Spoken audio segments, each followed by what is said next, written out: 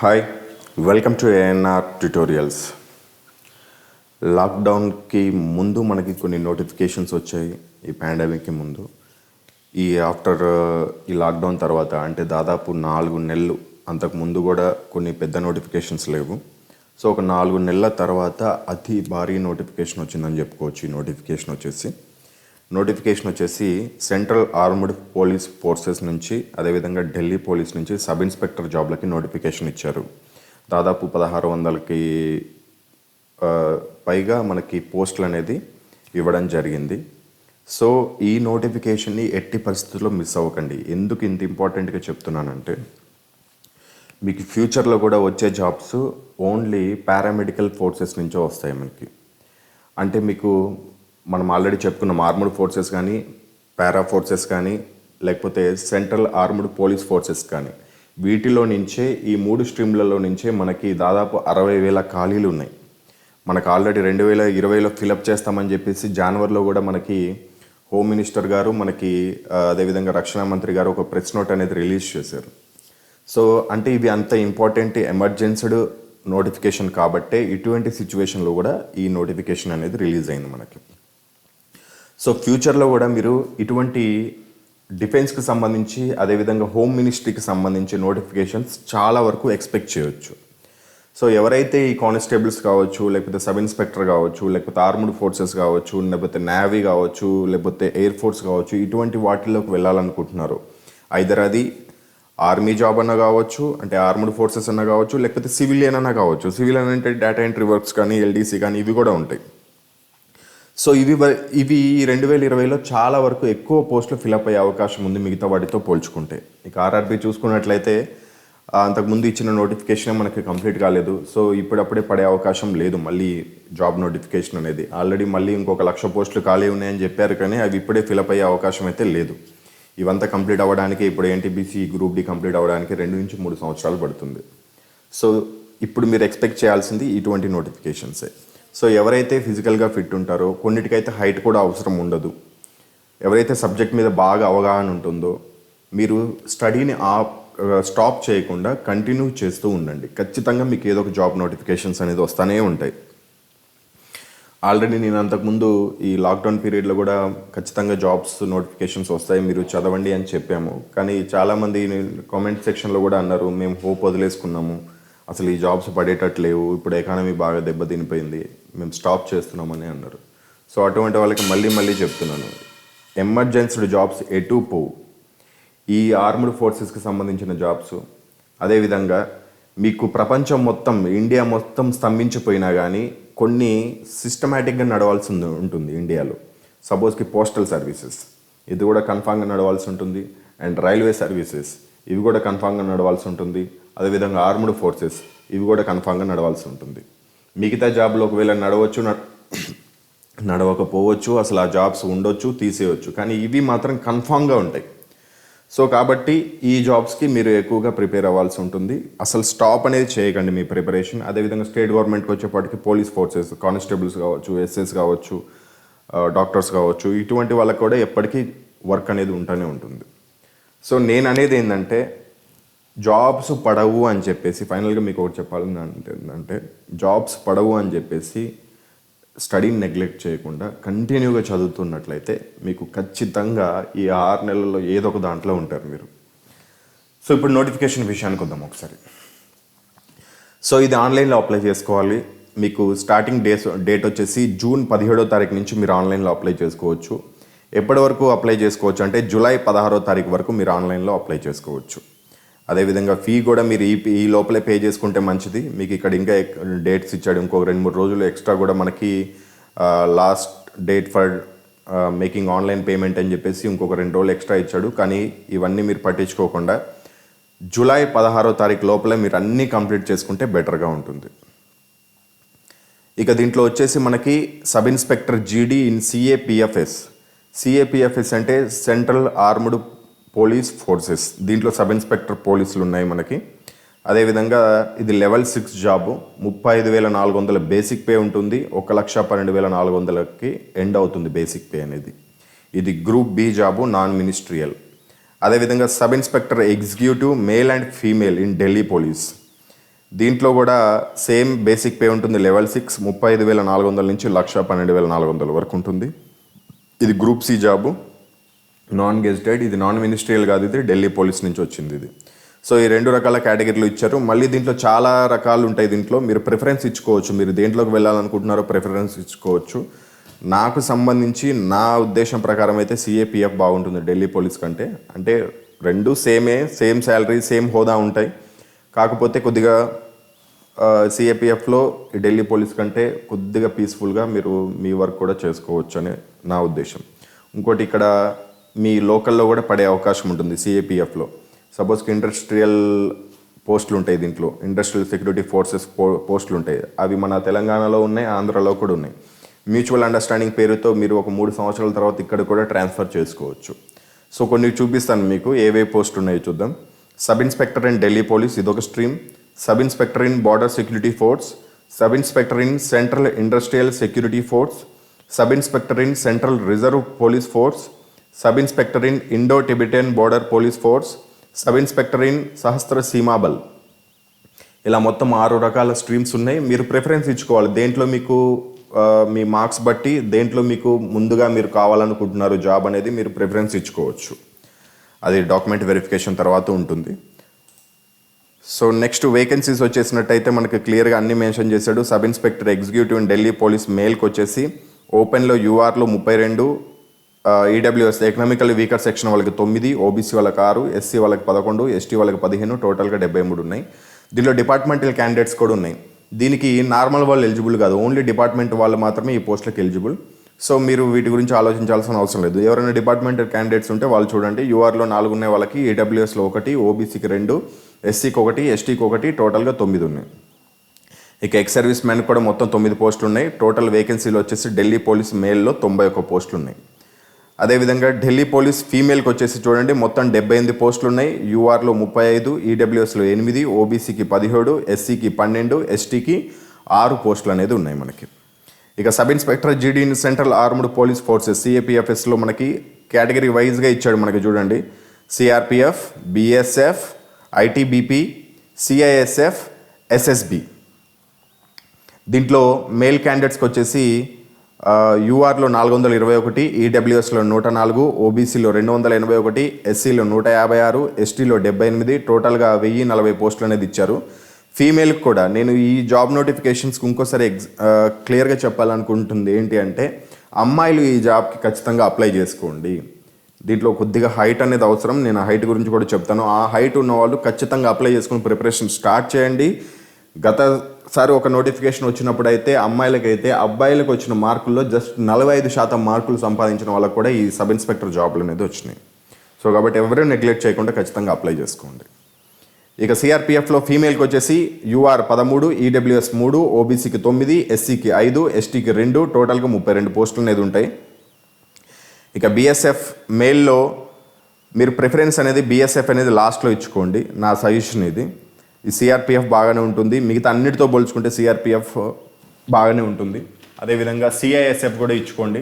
తర్వాత మీ ప్రిఫరెన్స్ ఇచ్చుకోవాలనుకుంటే మెయిన్గా CRPF, CISF ఇచ్చుకోండి ఒకవేళ వీటిలో ఇవ్వాలనుకుంటే. ఆ తర్వాతే మీరు బిఎస్ఎఫ్, ఐటీబీపీ, ఎస్ఎస్బి ఇచ్చుకోండి, ఎందుకంటే ఇవి బార్డర్లో వర్క్ చేయాల్సి ఉంటుంది. సో సిఆర్పిఎఫ్ వచ్చేసి మనం ఆల్రెడీ చెప్పుకున్నాం. బిఎస్ఎఫ్లో మేల్కి 94, ఈడబ్ల్యూఎస్కి 23, ఓబీసీకి 63, ఎస్సీకి 35, ఎస్టీకి 17, మొత్తం 232 పోస్టులు ఉన్నాయి. ఫీమేల్కి అయితే మొత్తం టోటల్గా 12 పోస్టులు ఉన్నాయి. అదేవిధంగా ఐటీబీపీలో టోటల్గా 36 పోస్టులు ఉన్నాయి మేల్ క్యాండిడేట్స్కి, ఫీమేల్కి 7 పోస్టులు అనేది ఉన్నాయి. సిఎస్ఎఫ్లో మేల్ క్యాండిడేట్స్కి 18 పోస్టులు, అదేవిధంగా ఫీమేల్ క్యాండిడేట్స్కి 2 పోస్టులు ఉన్నాయి. ఎస్ఎస్బిలో మేల్ క్యాండిడేట్స్కి 16, ఫీమేల్కి అయితే దీంట్లో లేవు. సో కాబట్టి ఈ ప్రిఫరెన్స్ ప్రకారం మీరు ఇచ్చుకోవాల్సి ఉంటుంది. ప్రిఫరెన్స్ అనేది మీకు డాక్యుమెంట్ వెరిఫికేషన్ తర్వాత అడుగుతారు. సో అవన్నీ మీరు మర్చిపోయి ఫస్ట్ ఆఫ్ ఆల్ ఈ జాబ్కి ఖచ్చితంగా మీరు అప్లై చేసుకొని ప్రిపరేషన్ స్టార్ట్ చేయండి. దీనిలో సిలబస్ కూడా ఇచ్చాడు, ఎగ్జామినేషన్ స్ట్రీమ్ కూడా ఇచ్చాడు, ఏ విధంగా సెలెక్ట్ చేసుకుంటాం అన్నీ ఇచ్చాడు. క్లియర్గా నేను మీకు చెప్తాను. ఇక మీకు ఏజ్ వచ్చేసి 20 నుంచి 25 సంవత్సరాల లోపల ఉండాలి. ప్రతి ఒక్కళ్ళు 20 నుంచి 25 సంవత్సరాల లోపల ఉన్న ప్రతి ఒక్కళ్ళు అప్లై చేసుకోవచ్చు. ఒకవేళ మీరు ఓబీసీ వాళ్ళైతే, యూఆర్ వాళ్ళైతే 25 సంవత్సరాల లోపలే ఉండాలి. ఓబీసీ వాళ్ళైతే 28 సంవత్సరాల వరకు కూడా అప్లై చేసుకోవచ్చు, అంటే 28 సంవత్సరాల లోపల ఉన్న వాళ్ళు కూడా అప్లై చేసుకోవచ్చు. ఎస్సీ ఎస్టీ వాళ్ళైతే 30 సంవత్సరాల లోపల ఉన్న వాళ్ళు కూడా అప్లై చేసుకోవచ్చు. ఇక డిపార్ట్మెంట్ క్యాండిడేట్స్ కూడా వాళ్ళకి ఇచ్చాడు చూడండి. డిపార్ట్మెంట్ క్యాండిడేట్స్కి అయితే యూఆర్ వాళ్ళకి 30 సంవత్సరాలు, ఓబీసీ వాళ్ళకి 33 సంవత్సరాలు, ఎస్సీ ఎస్టీ వాళ్ళకి 35 సంవత్సరాల లోపల ఉన్న ప్రతి ఒక్కళ్ళు అప్లై చేసుకోవచ్చని మనకి నోటిఫికేషన్లో క్లియర్గా మెన్షన్ చేశాడు. ఇక ఎడ్యుకేషన్ క్వాలిఫికేషన్ అయితే మీకు ఏదో ఒక డిగ్రీ ఉంటే సరిపోతుంది. ఎనీ డిగ్రీ, అది బీటెక్ కావచ్చు, లేకపోతే మామూలు డిగ్రీ కావచ్చు, మీరు ఏదైనా ఒక డిగ్రీ ఉన్నట్లయితే మీరు ఈ జాబ్స్కి ప్రతి ఒక్క దానికి అప్లై చేసుకోవచ్చు. అండ్ ఇంకొకటి మీకు ఇక్కడ 2 రకాల స్ట్రీమ్స్ చూపించాం మనము. ఢిల్లీ పోలీస్ ఒకటి, సిఏపిఎఫ్ ఒకటి. ఒకవేళ మీరు ఢిల్లీ పోలీస్ పోస్టులకి గనక అప్లై చేసుకోవాలనుకుంటే, సపోజ్కి చూడండి ఇక్కడ మనకి సిఏపిఎఫ్లోనే ఎక్కువ ఉన్నాయి, కాకపోతే ఢిల్లీ పోలీస్లో మనకి మొత్తం 91 పోస్టులు ఉన్నాయి మేల్ క్యాండిడేట్స్కి. ఫీమేల్ క్యాండిడేట్స్కి అయితే 78 పోస్టులు ఉన్నాయి. ఇక సిఏపిఎఫ్లో అయితే చాలా ఉన్నాయి, మనకి 1395 పోస్టులు ఉన్నాయి. సో సిఏపిఎఫ్కి అప్లై చేసుకోవాలంటే జస్ట్ ఒక డిగ్రీ ఉంటే సరిపోతుంది. కాకపోతే ఢిల్లీ పోలీస్కి కూడా మీరు ఎలిజిబుల్ అవ్వాలి, ఆ పోస్టులకు కూడా మీరు పోటీ పడాలి అనుకుంటే కనుక మీకు లైట్ మోటార్ వెహికల్ సర్టిఫికేట్ అనేది ఉండాలి. అంటే డ్రైవింగ్ లైసెన్స్ ఉండాలి. 4 వీలర్ డ్రైవింగ్ లైసెన్స్ అనేది కన్ఫామ్గా ఉండాలి మీకు. ఇక్కడ క్లియర్గా మనకు మెన్షన్ చేశాడు చూడండి. ఎల్ఎంవి లైట్ మోటార్ వెహికల్, మీకు జస్ట్ అది హెవీ మోటార్ వెహికల్ కాదు. అది హెవీ మోటార్ వెహికల్ అంటే లైట్ మోటార్ వెహికల్ ఉన్న 5 సంవత్సరాలకే హెవీ మోటార్ వెహికల్ లైసెన్స్ అనేది వస్తుంది. So light motor vehicle certificate అనేది, లైసెన్స్ అనేది అందరికీ ఈజీగా వస్తుంది. మీరు ఒకసారి ఆర్టీఓ ఆఫీస్కి వెళ్ళి ఒకవేళ లేదు అనుకున్న వాళ్ళు వెంటనే మీరు డ్రైవింగ్ వచ్చి ఉంటే వెంటనే తీసేసుకోవచ్చు. దానికి సంబంధించి కూడా Aadhaar card, just 10th class xerox తీసుకెళ్తే మీరు డ్రైవింగ్ లైసెన్స్ ఆఫీస్కి వెళ్ళినట్లయితే మీకు ఆ డ్రైవింగ్ లైసెన్స్ కూడా వెంటనే ఎల్ఎల్ఆర్ వస్తుంది. 1 month తర్వాత ఒరిజినల్ సర్టిఫికేట్ కూడా వస్తుంది. సో అది అప్లై చేసేటప్పుడు ఎల్ఎంవి ఏం అవసరం లేదు. జస్ట్ మీరు అప్పటికి ఎప్పుడైతే డాక్యుమెంట్ వెరిఫికేషన్ అప్పుడు మాత్రమే ఎల్ఎంవి అవసరం ఉంటుంది మనకి. ఇక అప్లై చేసుకోవడానికి నేను లింక్ అనేది కింద మీకు డిస్క్రిప్షన్ బాక్స్లో ఇస్తాను. ఆ డిస్క్రిప్షన్ బాక్స్లో ఉన్న లింక్ పైన క్లిక్ చేసి మీరు అప్లై చేసుకోవచ్చు. అప్లై చేసుకునే విధానం కూడా కింద మనకి మొత్తం క్లియర్గా ఇచ్చాడు, నోటిఫికేషన్లోనే క్లియర్గా ఇచ్చాడు, మీరు చూసుకోవచ్చు. ఇక ఎగ్జామినేషన్ సెంటర్స్ వచ్చేసి చూడండి మనకి ఆంధ్రప్రదేశ్ అదేవిధంగా తెలంగాణలో కూడా ఎగ్జామినేషన్ సెంటర్స్ ఉన్నాయి. హైదరాబాద్, వరంగల్, గుంటూరు, కర్నూలు, రాజమండ్రి, తిరుపతి, విశాఖపట్నం, విజయవాడ, ఇలా ఆంధ్రప్రదేశ్ తెలంగాణకి సంబంధించి ఎగ్జామినేషన్ సెంటర్స్ కూడా మనకి ఇవ్వడం జరిగింది. ఇక ఎగ్జామినేషన్ ఎలా ఉంటుంది? ఫస్ట్ ఆఫ్ ఆల్ మీకు పేపర్ 1 ఎగ్జామినేషన్ ఉంటుంది. ఫస్ట్ ఇది ప్రిలిమ్స్ లాగా అనుకోండి పేపర్ 1 అనేది. దీంట్లో క్వాలిఫై అయిన వాళ్ళకి ఫిజికల్ స్టాండర్డ్ టెస్ట్, అంటే మెజర్మెంట్స్, మీ హైటు అదేవిధంగా మీ చెస్ట్, ఇవన్నీ కొలతలు తీసుకోవడం జరుగుతుంది. దీంట్లో క్వాలిఫై అయిన వాళ్ళకి ఫిజికల్ ఎండ్యూరెన్స్ టెస్ట్ పీఈటీ ఉంటుంది. అంటే రన్నింగు, ఇటువంటి ఈవెంట్స్ ఉంటాయి. అవన్నీ నేను క్లియర్గా చెప్తాను. ఇది అయిపోయిన తర్వాత ఇవన్నీ క్వాలిఫై అయిన వాళ్ళకి పేపర్ 2 ఎగ్జామినేషన్ అనేది ఉంటుంది. ఫైనల్గా మనకి మెడికల్ టెస్ట్ అనేది ఉంటుంది. ఈ విధంగా స్కీమ్ ఆఫ్ ఎగ్జామినేషన్ ఉంటుంది. ఇక్కడ చూడండి, date of examination, direct examination date కూడా ఇచ్చాడు మనకి. 29/9/2020, అదేవిధంగా 5/10/2020 మధ్యలో మనకి పేపర్ 1 ఎగ్జామినేషన్ అనేది ఉంటుంది. పేపర్ 1 ఎగ్జామినేషన్ మనకి మొత్తం 200 క్వశ్చన్స్, 200 మార్కులు ఉంటాయి. దాంట్లో జనరల్ ఇంటెలిజెన్స్ అండ్ రీజనింగ్ 50 క్వశ్చన్లు 50 మార్కులు, అదేవిధంగా general knowledge and general awareness 50 క్వశ్చన్లు 50 మార్కులు, అదేవిధంగా క్వాంటిటీ యాప్టిట్యూడ్ 50 క్వశ్చన్లు 50 మార్కులు, అదేవిధంగా ఇంగ్లీష్ 50 క్వశ్చన్స్ 50 మార్కులు, మొత్తం 2 గంటల టైం అనేది ఉంటుంది. ఆ తర్వాత పేపర్ 1 క్వాలిఫై అయిన వాళ్ళకి జస్ట్ పేపర్ 1లో కూడా తక్కువ ఇచ్చాడు మనకి. జస్ట్ యూఆర్ వాళ్ళకి 30% వస్తే క్వాలిఫై అయినట్టు, అదేవిధంగా ఓబీసీ వాళ్ళకి 25% వస్తే క్వాలిఫై అయినట్టు, ఎస్సీ ఎస్టీ వాళ్ళకి జస్ట్ 20% వస్తే క్వాలిఫై అయినట్టు అని చెప్పేసి మనకు నోటిఫికేషన్లోనే మెన్షన్ చేశాడు. ఇక పేపర్ 2 ఎగ్జామినేషన్ వచ్చేసి 2021 మార్చ్ 1వ తారీఖున జరుగుతుందని చెప్పేసి ఇచ్చాడు మనకి. ఇంగ్లీష్ లాంగ్వేజ్ కాంప్రహెన్షన్ మీద ఉంటుంది. 200 క్వశ్చన్స్, 200 మార్క్స్ ఉంటాయి మనకి. మొత్తం డ్యూరేషన్ వచ్చేసి 2 hours ఉంటుంది. ఇక నెగిటివ్ మార్కింగ్ వచ్చేసి 0.25, అంటే 1/4 నెగిటివ్ మార్కింగ్ అనేది మనకి ఉంటుందని చెప్పేసి మెన్షన్ చేశాడు. ఇంకొకటి, ఎన్సీసీ సర్టిఫికెట్ ఉన్న వాళ్ళకి బోనస్గా 10 మార్క్స్ యాడ్ అవుతాయి ఒక్కొక్క పేపర్లో.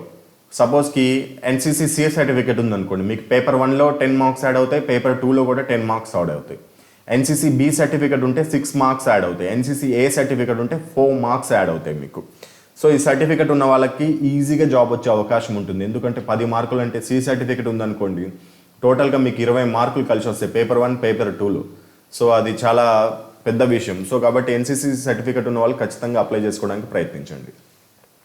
ఇక ఇండివిజువల్గా ఏ సిలబస్ నుంచి, ఏ టాపిక్ నుంచి, యాప్టిట్యూడ్ నుంచి ఏమొస్తాయి, జనరల్ అవేర్నెస్ నుంచి ఏమొస్తాయని చెప్పేసి కూడా మనకి క్లియర్గా ఇచ్చాడు. ఇవి చదువుకుంటే సరిపోతుంది. నేను సిలబస్ గురించి ఒక వీడియో చేస్తాను, ప్లస్ దీని కట్ ఆఫ్ గురించి ఒక వీడియో చేస్తాను, దీని ప్రిపరేషన్ ప్లాన్ గురించి ఒక వీడియో చేస్తాను. ఫుల్ సపోర్ట్గా ఉంటాను మీకు నేను ఈ విషయంలో మాత్రం. అదేవిధంగా పేపర్ 2లో కూడా ఎటువంటి సిలబస్ అనేది ఇస్తారు అని చెప్పేసి కూడా క్లియర్గా మెన్షన్ చేశారు, మీరు నోటిఫికేషన్లో చూసుకోవచ్చు. And physical standard test PST, దీంట్లో మీకు ఎటువంటి మెజర్మెంట్స్ ఉండాలంటే మేల్ క్యాండిడేట్స్కి హైట్ 170 సెంటీమీటర్లు ఉండాలి. అదేవిధంగా చెస్ట్ వచ్చేసి 80 సెంటీమీటర్లు, అదేవిధంగా ఎక్స్పాండ్ చేసినప్పుడు అంటే గాలి పీల్చినప్పుడు 85 సెంటీమీటర్లు ఉండాలి. అదేవిధంగా మేల్ క్యాండిడేట్స్కి ఎస్టీ వాళ్ళు ఎవరైనా ఉంటే, ఎస్టీ షెడ్యూల్డ్ ట్రైబ్ వాళ్ళు ఎవరైనా ఉంటే 162.5 సెంటీమీటర్లు ఉంటే సరిపోతుంది హైట్. వాళ్ళ చెస్ట్ కూడా 77 సెంటీమీటర్లు ఉంటే సరిపోతుంది. ఎక్స్పాండ్ గాలి పీల్చినప్పుడు 82 ఉంటే సరిపోతుంది. ఇక ఫీమేల్ క్యాండిడేట్స్కి అయితే 157 సెంటీమీటర్ల హైట్ ఉంటే సరిపోతుంది. వాళ్ళకి చెస్ట్ అనేది మెజూర్ చేయరు. అదేవిధంగా ఫీమేల్ క్యాండిడేట్స్ షెడ్యూల్డ్ ట్రైబ్ అంటే ఎస్టీ వాళ్ళు ఉంటే వాళ్ళకి 154 సెంటీమీటర్ల హైట్ ఉంటే సరిపోతుంది. ఇక ఫిజికల్ ఎండ్యూరెన్స్ టెస్ట్ పీఈటీ ఎలా ఉంటుందో చూద్దాం ఒకసారి.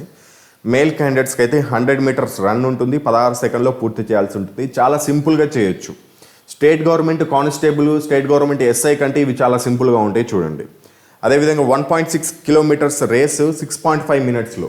అదే ఆర్మీలో అయితే 5.5 కంటే బిలోనే ఇంకా పరిగెత్తుతారు. సో ఇది కొద్దిగా మంచి టైమే అనుకోవచ్చు. జస్ట్ క్వాలిఫైయింగ్ నేచర్ది ఇది ఎండ్యూరెన్స్ టెస్ట్ అనేది. 1.6 కిలోమీటర్స్ని 6.5 నిమిషాల్లో అంటే 6 నిమిషాల 30 సెకండ్లలో మీరు పరిగెత్తాల్సి ఉంటుంది. ఇక లాంగ్ జంప్ వచ్చేసి 3.65 మీటర్స్ ఇన్ 3 ఛాన్సెస్, చాలా సింపుల్ ఇది కూడా. హై జంప్ వచ్చేసి 1.2 మీటర్స్ ఇన్ 3 ఛాన్సెస్.